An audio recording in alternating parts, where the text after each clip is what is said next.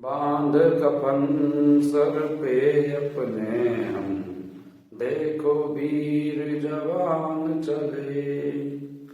एक तिरंगे के पीछे ये सारा हिंदुस्तान चले। माँ तुझे सलाम, माँ तुझे सलाम। तो हाय दोस्तों, मैं Virat sir knowledge motivation blogs में आपका स्वागत है। टारगेट मैट्रिक बिहार बोर्ड परीक्षा जो भी इससे पहले पूरा संस्कृत किताब, ट्यूशन का प्रश्नोत्तर और पूरा संस्कृत व्याकरण पाठ बाई पाठ एवं हिंदी संस्कृत किताब गोधूली का पूरा गद्यखंड का प्रश्नोत्तर नहीं देखे हैं तो कृपया इस चैनल पर ज्ञान मस्ती पर जाइए। वहाँ सभी चैप्टर का प्रश्नोत्तर चैप्टर वाइज मिल जाएगा, जिसे जरूर से जरूर हर बार रिवीजन करते रहिए, क्योंकि मैट्रिक वर्ग 10वां का परीक्षा में सारा प्रश्न यहीं से पूछा जाता है। तो आज हम मैट्रिक वर्ग 10वां का हिंदी गोधूली किताब का काव्यखंड का पाठ 8 एक वृक्ष की हत्या का प्रश्नोत्तर करने वाले हैं, जो परीक्षा की दृष्टि से बहुत जरूरी है।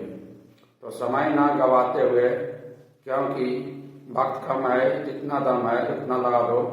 कुछ लोगों को मैं जगाता हूँ और कुछ लोगों को आप जगा दो।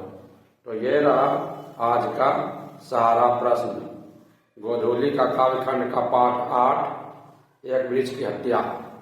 क्वेश्चन नंबर 1 है, कवि कुंवर नारायण का जन्म कब हुआ? तो 19 सितंबर 1927 ईस्वी में। क्वेश्चन नंबर 2 है, कवि कुंवर नारायण का जन्म कहाँ हुआ? तो लखनऊ उत्तर प्रदेश में। क्वेश्चन नंबर 3 है, कवि कुंवर नारायण कविता लिखने की शुरुआत कब की है? तो 1950 ईस्वी के आसपास। क्वेश्चन नंबर 4 है, एक वृक्ष की हत्या कविता में कवि मनुष्य को क्या हो जाने से बचाना चाहता है? तो जंगल हो जाने से। क्वेश्चन नंबर 5 है, चक्रव्यूह के रचनाकार कौन है?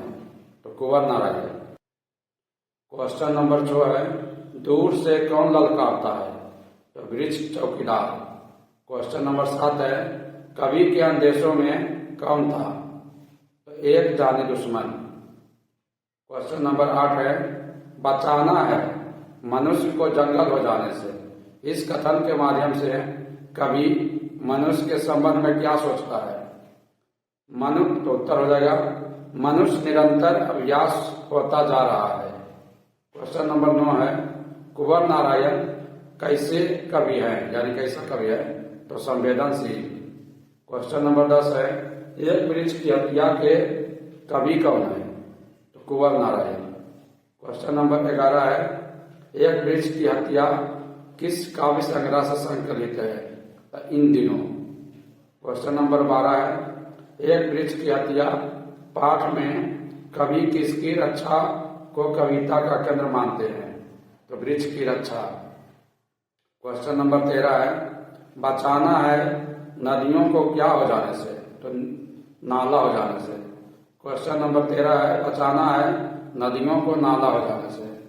क्वेश्चन नंबर 14 है, कुंवर नारायण द्वारा कृतियां क्रमशः, तो काव्य संग्रह के रूप में है क्या क्या है? देखिए क्रमशः, चक्रव्यूह, परिवेश, हम तुम, अपने सामने, कोई दूसरा नहीं, इन दिनों। प्रबंध काव्य क्या है क्रमशः? तो आत्मजयी, कहानी, संग्रह, आकारों के आसपास। समीक्षा क्या है? तो आज और आज से पहले। साक्षात्कार के रूप में क्या है? तो मेरे साक्षात्कार। क्वेश्चन नंबर 15 है, बाबू वर्दी कौन सा कारक है? तो करण कारक। क्वेश्चन नंबर 16 है, धूप कौन सा कारक है? तो अधिकरण। क्वेश्चन नंबर 17 है, कवि कुंवर नारायण जी को कौन कौन पुरस्कार पब्लिक सम्मान प्राप्त हुआ क्रमशः? तो कबीर सम्मान, साहित्य अकादमी पुरस्कार, कुमारन आसान पुरस्कार, व्यास सम्मान, प्रेमचंद पुरस्कार, लोहिया सम्मान इत्यादि एक्सेट्रा। क्वेश्चन नंबर 18 है, कवि कुंवर नारायण जी के द्वारा रचित कृतियां कौन कौन सी है क्रमशः? तो उत्तर हो जाएगा आकारों के आसपास, मेरे साक्षात्कार, आत्मजयी इत्यादि। क्वेश्चन नंबर 19 है कवि कुंवर नारायण को वृक्ष कैसा लगता है? तो बूढ़ा चौकीदार की तरह।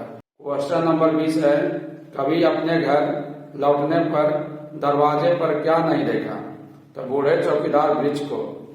क्वेश्चन नंबर 21 है एक वृक्ष की हत्या पाठ किससे जुड़ी हुई है? तो पर्यावरण से।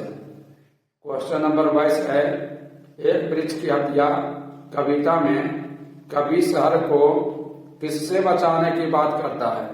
तो नादिरों से, नादिरों यानी लुटेरा, नादिरों से। क्वेश्चन नंबर 23 है जो हमेशा मिलता था किसके दरवाजे पर तैनात रहता था? तो घर के दरवाजे पर। या क्वेश्चन इस तरह भी हो सकता है 23 नंबर जो हमेशा मिलता था कहाँ के दरवाजे पर तैनात रहता था? तो घर के दरवाजे पर। क्वेश्चन नंबर 24 है कवि बूढ़े वृक्ष की तुलना किससे करता है? तो चौकीदार से। क्वेश्चन नंबर 25 है हवा में किसकी मात्रा बढ़ रही है? तो कार्बन डाइऑक्साइड, और कार्बन डाइऑक्साइड का अनुसूत्र होता है CO2। क्वेश्चन नंबर 26 है कवि जंगल को क्या हो जाने से बचाना चाहता है? तो मरुस्थल। क्वेश्चन नंबर 27 है वायु प्रदूषण को किससे रोका जा सकता है? तो वृक्ष से। क्वेश्चन नंबर 28 है वृक्ष काटने से क्या बिगड़ता है? तो पर्यावरण। क्वेश्चन नंबर 29 है पर्यावरण की रक्षा किससे होती है? तो वृक्ष से।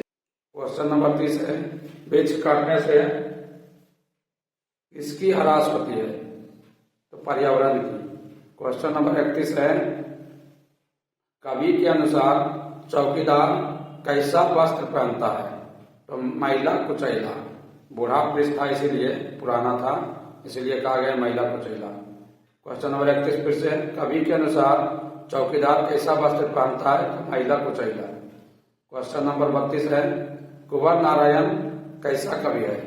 तो नगर संवेदना। क्वेश्चन नंबर 33 है दूर से ही ललकारता कौन? Question mark. मैं जवाब देता दोस्त विस्मयादि बोले। पंक्ति किस पाठ से संकलित है? तो एक वृक्ष की हत्या। क्वेश्चन नंबर 33 है दूर से ही ललकारता कौन? Question mark. मैं जवाब देता दोस्त विस्मयादि बोले। पंक्ति किस पाठ से संकलित है? तो एक वृक्ष की हत्या। क्वेश्चन नंबर 34 है एक वृक्ष की हत्या पाठ कविता में वृक्ष और कवि के बीच कैसा संबंध है? तो मित्रता का।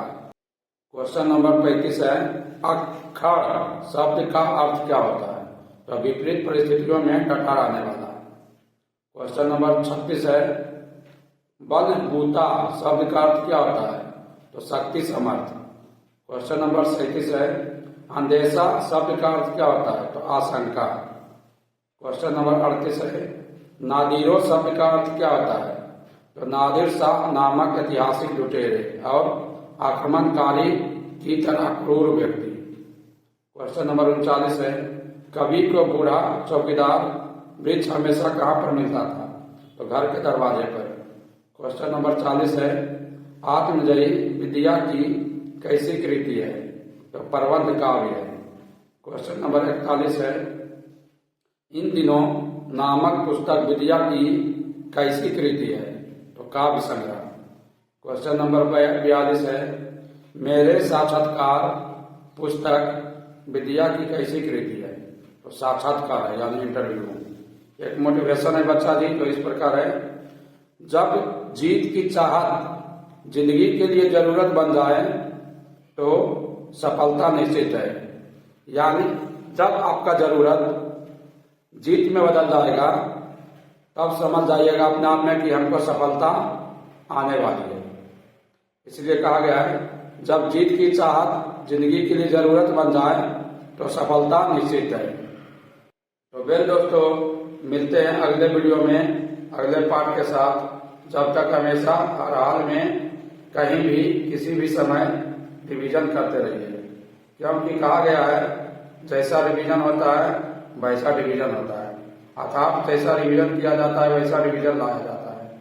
इसलिए हमेशा रिवीजन करते रहिए।